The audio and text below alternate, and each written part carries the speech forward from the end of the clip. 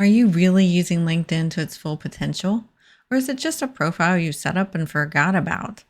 If you're an online business owner, course creator, or coach looking to grow your network, attract the right clients, and build credibility without spending all day on social media, this episode is for you. Today, I'm sitting down with LinkedIn expert Brenda Meller, who's sharing her top strategies to help you make sure you make the most of your LinkedIn presence. Whether you're brand new to the platform or just not seeing the results you want, Brenda will walk us through the first steps to take if you're not active on LinkedIn but want to be, how LinkedIn differs from other social media platforms when it comes to business growth, and the biggest mistakes service providers make and how to avoid them. Brenda brings a ton of value and actionable steps, so grab your notebook and let's dive in. Welcome to the E-commerce Made Easy podcast. I'm your host, Carrie Saunders. When we started this business, all I had was a couch, a laptop, and a 9-month-old. My main goal? To help others. Now, with over 20 years in the e-commerce building industry and even more than that in web development, I have seen a lot. I love breaking down the hard tech into easily understandable bits to help others be successful in their online business. Whether you're a seasoned e-commerce veteran or just starting out, you've come to the right place. So sit back, relax, and let's dive into the world of e-commerce together. Welcome back to the show. Today we have a special guest for you, and her name is Brenda Meller. She is an excellent resource for all things LinkedIn, and I've actually been recently learning from her and her course called The Recipe, and it's been a great source of information, some surprising facts, and some great, useful, but time conscious ways to use LinkedIn. So no matter whether you have 5 minutes, 15 minutes a week, or you have a few hours a week to spend on LinkedIn, she is great at helping you learn how to utilize your time effectively there. So welcome to our show, Brenda. Thank you, Carrie. I'm delighted to have the opportunity to chat with you today and hopefully teach some of your listeners some new LinkedIn tips. So tell us a little bit more about you, more than what I shared here. How did you come upon, um, getting to be an expert in LinkedIn? Yeah. So my backstory is when social media first came on the scene, I was anti-social media. I remember like all my friends were like, you got to get on Facebook. And I said, why do I want to be sharing my life online? It seemed like very intrusive.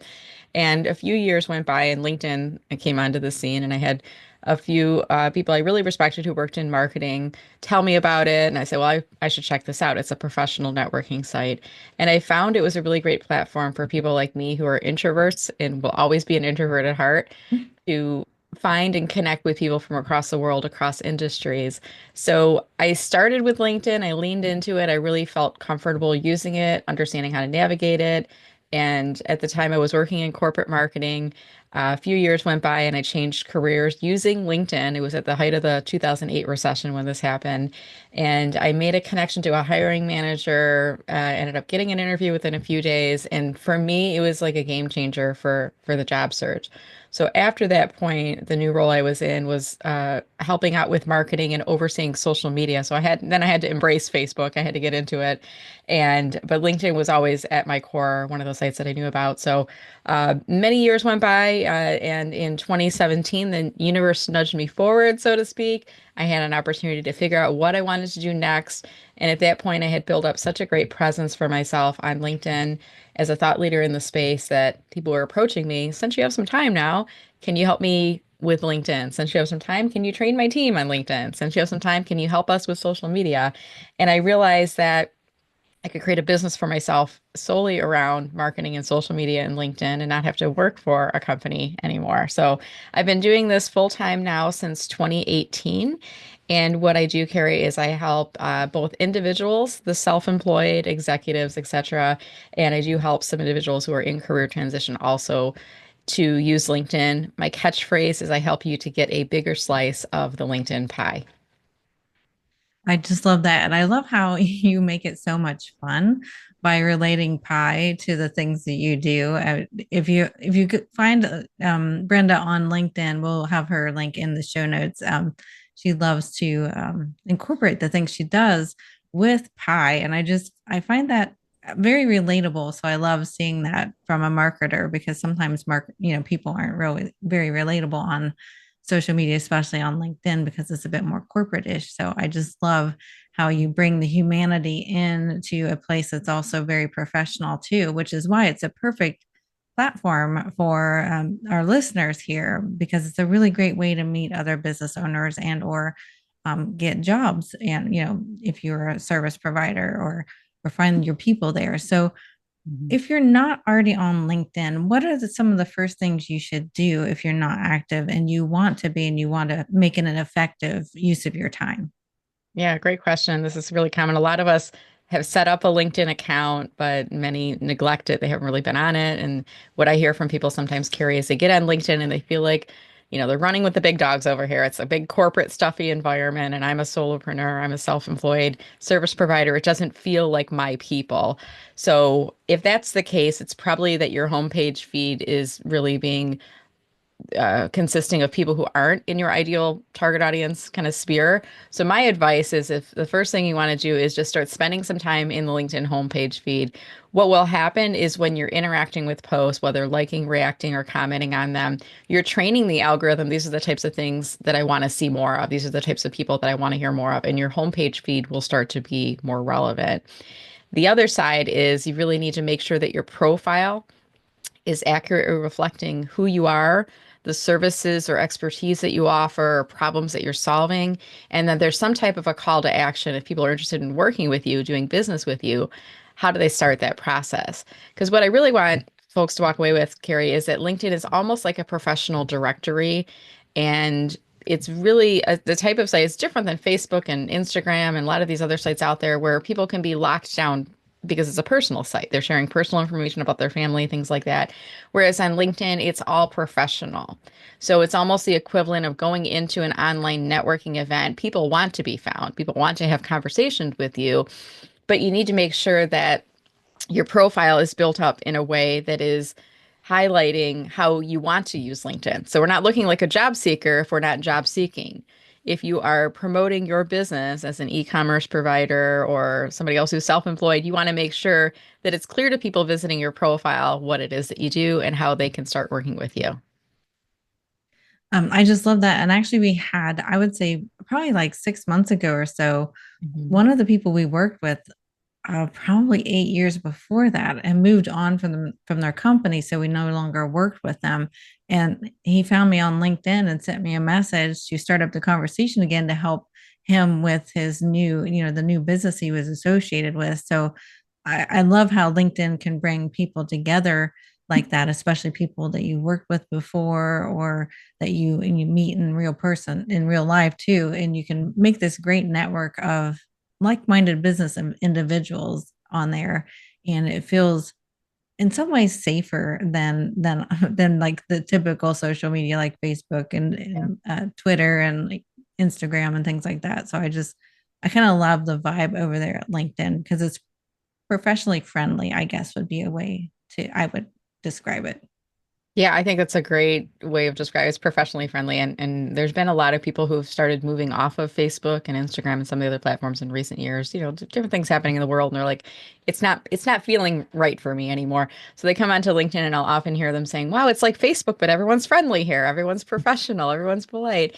And for the most part, they are. Every once in a while you'll get a rogue person on there, but for the most part, it's going on LinkedIn is kind of the equivalent of going into a professional work setting, and you're going to be meeting people, from different backgrounds, different industries. But a lot of times, to be honest, Carrie, people will look you up on LinkedIn before deciding whether to do business with you. Whereas years ago, it used to be you would look up their website to see, do they look like a legitimate business? Now we look them up on LinkedIn because we're trying to verify, okay, Carrie says she does website and SEO. Does it actually look like that's what she does? Or is it not matching up with that? And then we can also look and see, do you have recommendations? Do we share common connections? So I can reach out to my friend Diana and say, hey, I see you're connected with Carrie. Tell me about her.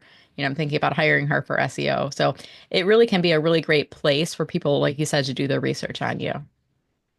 I love that. Now, let's get into the question though of, and we were kind of already touched on this, but how do you feel like LinkedIn is different than other social media sites as it relates to building your business? Yeah, so when we're thinking about building our business, when you think about sites like Facebook and Instagram and Twitter and YouTube, and there's a lot of different sites and things that are out there, think about your own personal use of those sites. You might have a personal page on Facebook, for example, for your personal profile, friends and family activities and things like that. And you probably have a business page on Facebook as well. And I think the numbers are still showing that there's more people actively on Facebook than are on LinkedIn and some of the other sites and things like that that are out there. But there has been both a decline in usage, and we've also been noticing that our personal feed is, definitely getting much more coverage than our business pages. Our business pages, if we want to really have momentum, we might have to look at Facebook ads and other things out on that platform. But I don't know about you, Carrie, but if somebody sends me a friend request on Facebook, I want to make sure that that's the type of person that I feel comfortable sharing family pictures with, because I'm sharing a lot of personal information out there, but also that I know and I align with their values. If I'm not sure, I may not accept their friend request right away. A lot of differing opinions about things that are happening in the world nowadays. And without going into detail, I think Facebook is a place that we share some of those values.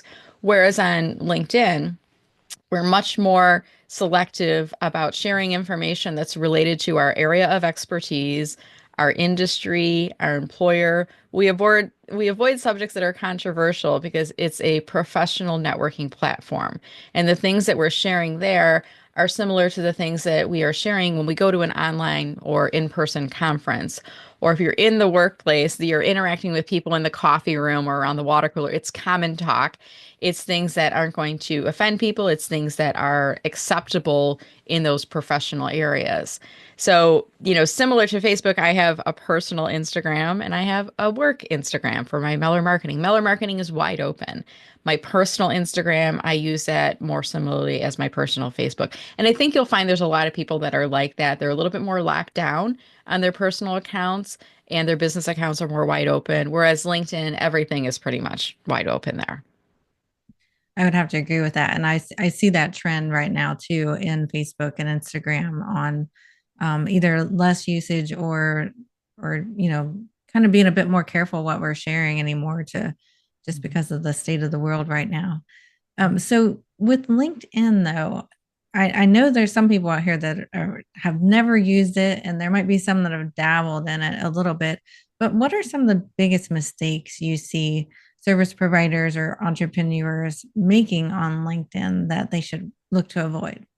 Yeah, great point. And I think one of the things is if you really aren't super experienced in LinkedIn, you might treat it the same way you do Instagram or Facebook. And I'll just use an example. I was talking to a client recently who I was working with, coaching her on LinkedIn, and she was saying, "Okay, I'm putting my posts out there. I'm publishing posts, I'm publishing articles. Isn't that how people find me, just by publishing content? Because if you think about on Instagram, you publish something, you put a bunch of hashtags, and people can search for and find you. And on LinkedIn, it's really more based on the network of people that you keep.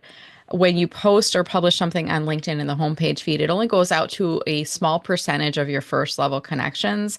And if they engage with your post, then it publishes it more. You'll get more impressions and more views of those types of things. So, I think the difference is understanding like all of the platforms have slightly different algorithms that are associated with how to get better reach on the platform. But my advice is that you should treat LinkedIn as kind of like a two-way street, so to speak. You definitely should be publishing content regularly, at least once a week, moving up gradually to daily based on the level of engagement you're getting. But you also need to be spending time in the homepage feed every day, interacting with other people.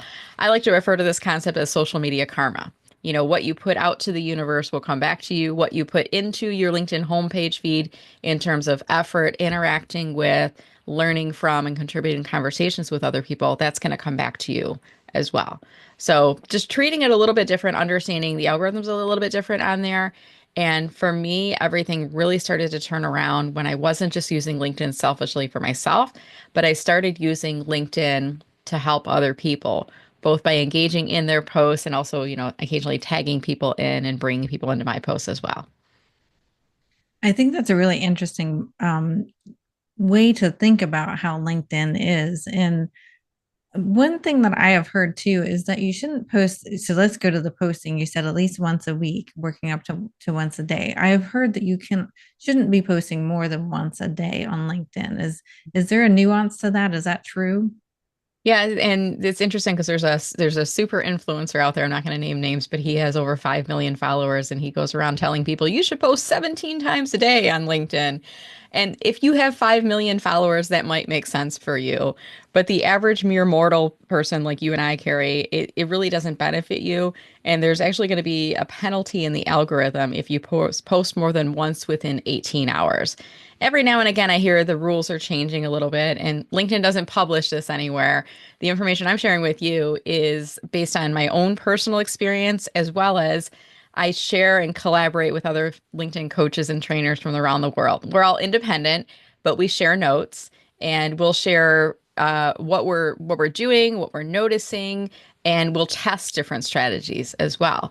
So really posting once a week, I think especially if you're just getting started on LinkedIn, that feels manageable. It's almost like if you think about you're planning on running a 5K, you're not gonna go run 3 miles today because if you are, tomorrow you're gonna be sore, then that's gonna be the end of it. Instead, you might start out by doing a brisk walk today, and maybe a day or so later, maybe a brisk walk with a jog. You're going to gradually build that up to something that feels manageable and enjoyable, right? Same thing on LinkedIn. I think posting once a week, starting out at that cadence, can help you to get comfortable with posting. And if you're complementing that with going out into the homepage feed every day, seeing what other people are posting, you're learning, right? And then also you're engaging with them. So that way, the next time you post next week, you're going to get better and more engagement coming from that. I love that perspective because I feel like a lot of business owners and they're thinking, "Oh, I'm going to jump into LinkedIn. I got to do all the things." But it Mhm. sounds like you're giving them so much permission to not do all the things and to really pull it back and start out slowly with once a week and then maybe working up to twice a week. And Mhm. then if they have the ability to do every day eventually to do that. But I love how that makes LinkedIn so much more manageable and doable for most online business owners because you don't feel like you have to be in there all the time like we feel like we need to be for Facebook and LinkedIn, for example. Like we feel like we need to be posting all the time to have anything seen, but it sounds like with LinkedIn that's totally different. Yeah, it really is. And I do want it to be enjoyable for people, but I want it to feel manageable for you as well. And, sometimes I'll have clients reach out, they'll say, I'm posting every day. Why am I not getting engagement? And we'll take a look at their posts together. And I see that there is some engagement. They're getting some likes, they're getting a couple of comments here and there. And going back to your question of mistakes that people are making, when you get comments on LinkedIn, you need to reply back to them. Think about a comment as like a gift that someone has given you. And it's good from an etiquette standpoint to reply back and acknowledge them, not just liking it, because liking is kind of like patting them on the head. Thanks, Gary, but like imagine if they were standing next to you and they said whatever it was, you would turn to them and you would say something back to them, right? And the other thing that happens kind of from a magical standpoint is every time somebody engages with your post, you or a connection, it's going to push that post out to the homepage feed again. So you're getting more impressions. So not only are you doing the right thing from an etiquette standpoint by commenting back, but also you're helping yourself to get more reach for the post as well. I love that. And something else that just that made me remember too is I've also heard that the one nice thing, especially for business owners about LinkedIn, is that the people on LinkedIn generally have a bit more of a budget to work with other businesses. So it's a great place to work with versus like Facebook and Instagram. They may not have that business type of budget that they would have on LinkedIn. Have you seen that to be the case too? I have, and I recently read a report from LinkedIn, and I think they said like LinkedIn users have like 2 times the buying power. It might even be a higher percentage than that, but it was definitely a magnification of number of dollars that people have on LinkedIn compared to the average user on Facebook and on Instagram. And I think we see it as well because it's a professional networking platform. So we're able to connect with people that are, all the way from college graduate, newly hired employee all the way up to senior level executive. And there are people from 200 countries and just about every industry that are represented on LinkedIn. So we really can get a little bit deeper into reaching the right type of person. And you certainly can do that with Facebook and Instagram ads. But the cool thing with LinkedIn is you can search and apply filters to find people using the free basic version of LinkedIn. You don't have to spend any ad money on that, but you can actually search for people using filters. So you can look at people by job title, by industry, by geography, and you can find and connect with these people who might be your ideal target audience. I love that. And it helps, I feel like it helps build some confidence in those who might be completely new to LinkedIn that, this may be a good platform that I can spend, 15 minutes, maybe 30 minutes a week at first on and feel like I'm getting, a good return on my time investment for it. Mhm. So to wrap up, I'd love to hear for anybody who's brand new to LinkedIn or, maybe they've dabbled in it, but not really done a whole lot with it. What would be your top 3 to 5 suggestions on, getting started and getting the wheels rolling in LinkedIn? Yeah, great question. So, first thing I would say, spend some time optimizing your profile. So, think about who is your ideal target audience and what are your goals for using LinkedIn. It's probably to find more prospective clients, right? And to market specific products or services. So, look at your profile from top to bottom, thinking of yourself in the seat of that ideal target audience, and everything on your profile should be optimized to be directed towards that ideal target audience. Your banner image at the top should be promoting your business, maybe a product or a service. Your headline shouldn't just be job title at company. It should be specifically speaking to the problems that you solve, the services you're offering, etc. Your about statement is not really about you. It's about you as it relates to how you can help to solve their problems or what services you're offering to them, right? So everything in your profile should be optimized. So that would be my top tip. My second would be to be active on LinkedIn. And I would recommend 15 minutes a day in the homepage feed. And Carrie, this is something I do. The first thing I do when I go into LinkedIn, it's so important. I spend 15 minutes a day in the homepage feed first before doing anything else. Because you're building up that social media karma, you're training, continuously training that algorithm. These are the types of things that I want to see. And that's going to help to make LinkedIn more relevant for you, which in turn is going to make you want to come back to LinkedIn. Because if it's not relevant, you go there, you're like, forget it, right? So that would be the second thing. And let me give you 3 things. The third thing I would say is continually be growing your network on LinkedIn, whether it's reviewing those pending invitations that people are sending to you or searching for people using filters on LinkedIn, inviting them to connect. I recommend using a personal note. You only get 5 of them if you're using the free version a month, but still use all 5. If you upgrade to premium, you can add a personal note to every invitation that you send. But getting some conversations started with those people as well. And I think if we take a step back, Carrie, you really need to think about LinkedIn as a long game. It's not something where you're going to come on today on a Monday and by Friday have a new client. It's something where you need to be investing some time and some effort over time. But similar to that analogy of wanting to run a 5K, that's how you get from sitting on your couch to running a 5K. It's by regular routines and exercise and building up the muscle and your stamina, right? It's not by going, I mean, could you run a 5K without ever having ran ever before? Probably, but you might fall over halfway through the race and collapse and pull a muscle or something. So I want to make sure that people are getting into a routine that feels manageable to them over time and understanding that LinkedIn is a long game. Thank you so much. I feel like that's going to be super helpful for those listening and new or have fallen off the wagon with LinkedIn. So, where are some of the best places that people can find you? Which is probably obviously LinkedIn, but what are some of your favorite places for people to find you if they want to connect with you and learn a bit more about you? Absolutely. So yeah, LinkedIn, Brenda Meller, it's Meller. When you go to my profile, you're going to notice my default button is follow instead of connect. If you want to connect with me, you can just go to the more button or the 3 dots and you'll see an option that will say personalized invite or connect. Mention that you heard me on Carrie's show here. Now, if you are on Instagram or Facebook, you can certainly look up Meller Marketing, and I provide links back to my LinkedIn profiles as well as my website from there. So if that's where you are, I'll meet you where you are and I'll take you to where you need to be. And the last place would be my website, mellermarketing.com. Love that. And we will have those links also in the show notes. So thank you so much for this wonderful conversation today, Brenda. I so enjoyed even I'm always learning something new from you about LinkedIn. And sometimes when we hear it more than once too, it sinks in a little bit better. So thank you so much for being on our show. Yeah, absolutely. Could I share one final resource with your Sure. listeners as Yeah. well? Go right ahead. So Yes. for Love that. those that are getting started and really want to work on optimizing their profile, I've got a free downloadable checklist. It's called 15 free LinkedIn profile tips for coaches and consultants. Even if you are a service provider or working in e-commerce, the tips could work for you as well. Just go to mellermarketing.com/list if you want to access that. Perfect. I love that. And we'll also add that one to the show notes as well.